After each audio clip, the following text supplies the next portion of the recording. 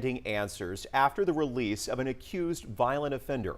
Billy Woolley is charged with several crimes, including indecency with a child and sexual assault. His bond was set at $400,000, but last month he was released from the Jefferson County Jail on a much lower bond amount due to a clerical error.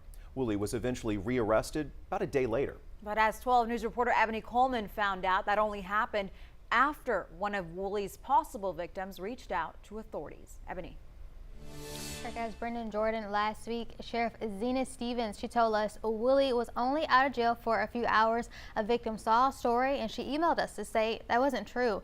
And today the county confirmed Woolley was actually out for 27 hours.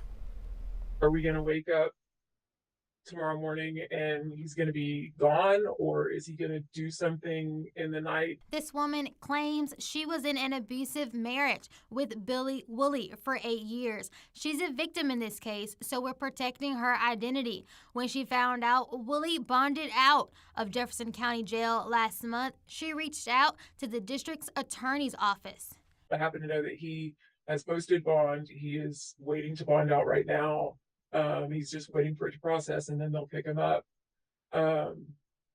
So she had to kind of talk me down a little bit. She said, well, you know, he's still on home confinement. And I said, yeah, a lot of good. That kind of did us last time. But she asked the county to investigate how it happened. If I hadn't raised all kinds of noise, would they have even known that this happened? First of all, because I was told that the way they got it straightened out was the day after he bonded out, the DA went and asked Judge Stevens, why did you lower his bonds? And Judge Stevens said, I didn't. Jefferson County officials previously told 12 News it was a computer error. Today, when we pressed them for answers, they confirmed it was a human error.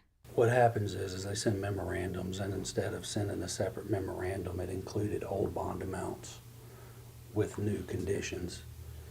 So whenever the jail sees it, they think that it's new bond amounts with new conditions. Chief John Charberger says the county has since adopted a new system. We're hoping that the Odyssey system, as we move forward, will eliminate some of these redundancies and errors in having a human interpret a document whenever that court can actually enter their own document and we know what it means. The victim says Woolley needs to stay in custody while he awaits trial. She says she fears for the other alleged victims of his. And I personally am safe because I'm in another state, and that's why I've been able to be so vocal.